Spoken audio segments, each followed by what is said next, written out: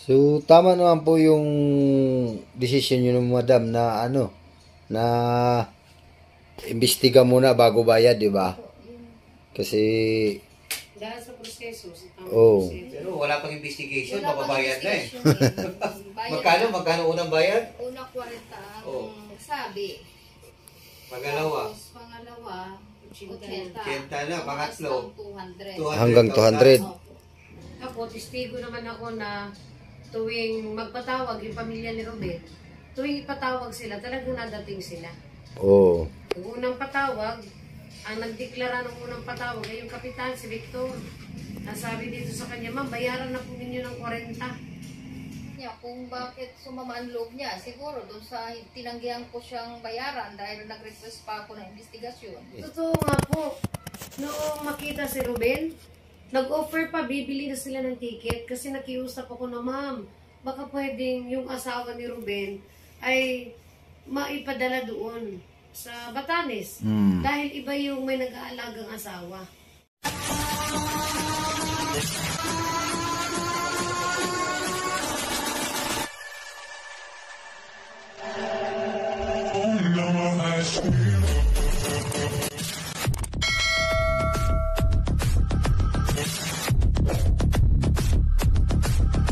Okay. Ayan po mga kabady, ito po yung may-ari ng bangkang sinasamahan po ng ating survivor na si Kuya Robin. Ayan, nandito po kami dito sa Dinaykan, yan. Ayan po ano nga po pangalan mo, madam? Eleanor Galvan. Eleanor.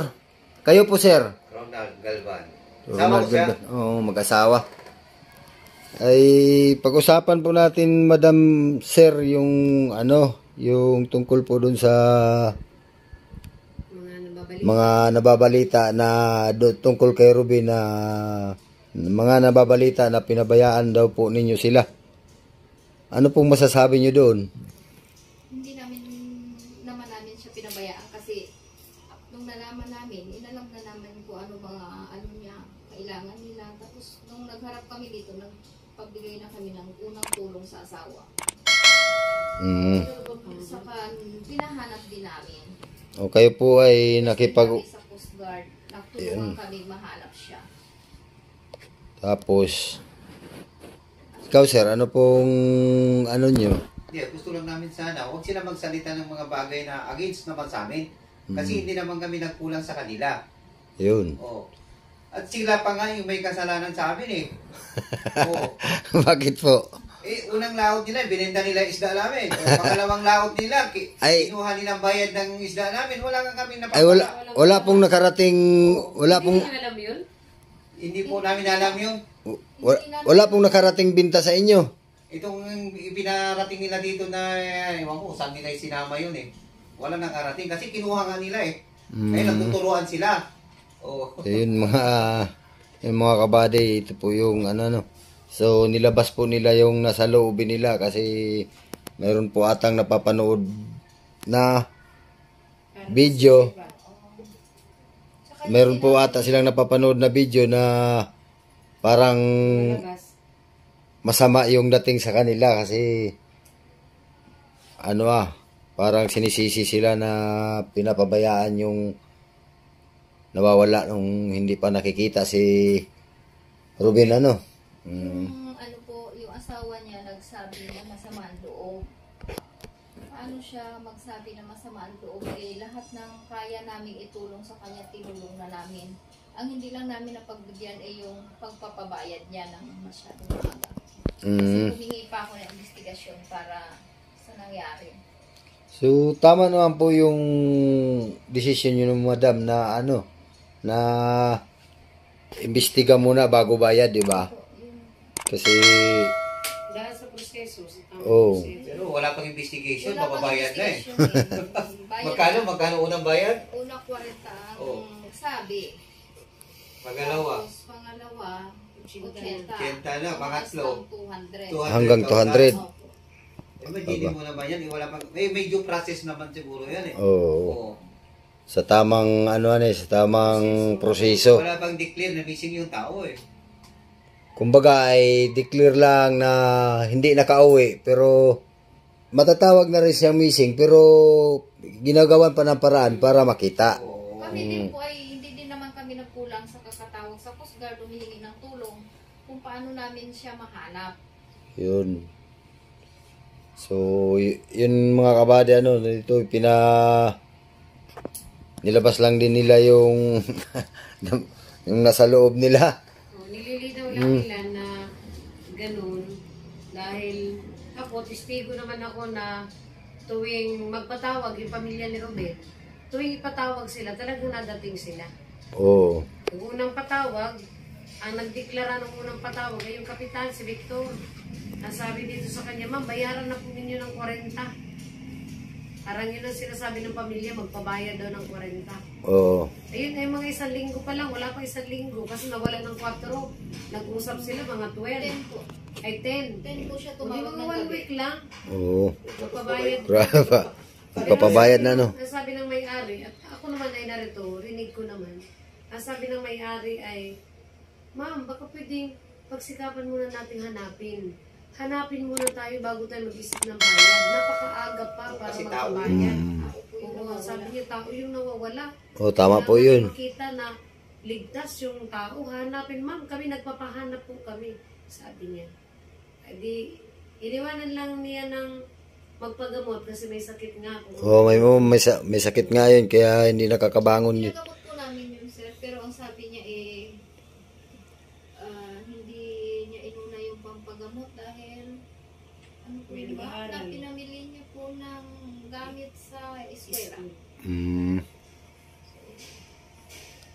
Yun yung nalaman na pinabili ng gamit sa school dahil Pangalawang Siyempre. balik niya rito, hindi Oo, na siyempre siya sabi, nagamot. ma'am, bakit hindi ka ba nagpagamot? Dapat magpagamot ka. Dapat gumaling ka na. Ay, binili ko po ng gamit ng mga bata sa school. Pero may tulong po talaga kayo dun sa ano nung hindi pa nakita si Ruben ay nagbigay na po kayo ng tulong. Nagbigay na po kami. Personal na yung Yung harap po namin, tsaka nagpapajikas pa po ako. Mm. Matanong po kita, madam, ano po yung nakita niyong yung hindi dapat sinasabi ng asawa sa Hindi camera? ko alam sa kanya kung bakit sumama ang loob niya. Siguro doon sa tinanggihan ko siyang bayaran dahil nag-request pa ako ng investigasyon. Mm. Sige. Sa totoo nga po, noong makita si Ruben, nag-offer pa, bibili na sila ng ticket kasi nakiusap ako na, ma'am, baka pwedeng yung asawa ni Ruben ay maipadala doon sa Batanes. Dahil iba yung may nag-aalagang asawa. Pag Oh, may totoo kasi talaga. asawa nag-aalaga, iba yung pagbilis ng recovery. At talagang tunay na tayong mga Pilipino, kailangan talaga natin yung kapamilya. Oo. Kukuha na po talaga. Ako nakiusap din, sinabihan ko sila. Ang unang-una ko sa kanilang pagtawag ay yung inilapit kay Mayor Grace. Na sila Mayor din, nag-instruction din doon sa DRRM at saka sa MSWD na sila ay tulungan. At hanggat maaari maitulay din doon sa Batanes. Mm. Pero ang nangyari, hindi din sila tumugon. Hindi rin. Ayaw, at ang sabi ay maghintay na daw lang. At may nangako daw sa kanya na politiko na sasamahan sila. Eh di hindi natuloy. Oo. Nung sumunod, ay iniisip ko, nandoon na siya sa Batanes dahil nakipagtransaksyon nga ako kay Mayor Grace. Ay pala naman ang nangyari, umayaw sila. Sila ang umayaw. Na nakipag-ugnay kay ma'am. Ma'am, baka pwede matulungan natin ito dahil ayun na, magpasalamat na tayo dahil nakarecover na, hindi na tayo gagastos ng mga pagpapahanap at nayan na. Ay di kausap ko dito yung nanay at saka yung kanyang manugang. Eh, ayaw naman. Tutubos na ng ticket. Nag-usap na kami. Yung plano po namin, ma'am, ipapasundo siya dito sa driver. Oo. Kuhaan namin siya ng matutuluyan doon habang nag-aantay siya ng schedule niya palitan sa Batanes. Para Nung time na kinukuha ko na yung kanilang details para makuha ng ticket, umayaw sila kasi antay na lang daw nila ang pagbalik. yun pala ang totoo na kayo pala ay nag-offer din ng tulong para makarating siya ng Batanes. Oo, totoo talaga. Ayun. Yun pala mga kabady. Para... Hindi natin naanuhan ng hotel pa eh. Kaya sabi ko kay Misis, huwag ka muna kumuha ng hotel. Oo. Pero mo muna doon. Talagang pupunta sila pa rin naman hindi masaya. Oo. Kasi pag Ticket ka po, Oo. sayang. Hindi. kasi pag nakabuka na ay kailangan may bayad na talaga yun. Nakaschedule na po talaga yung Ganun nga nangyari. para sunduin sila dito. Para dalhin sila doon sa akin. So yun po pala mga kabady ay ito po pala ang tunay na istorya tungkol sa may-ari ng bangka na sinamahan ni Kuya Ruben ni paring Ruben. Na nung nabalitaan pala nila na nakuha na si paring Ruben ay nag-offer pala sila sa pamilya na tubusan sila ng ticket para makapunta ng Batanes. O para maalagaan si paring Ruben doon.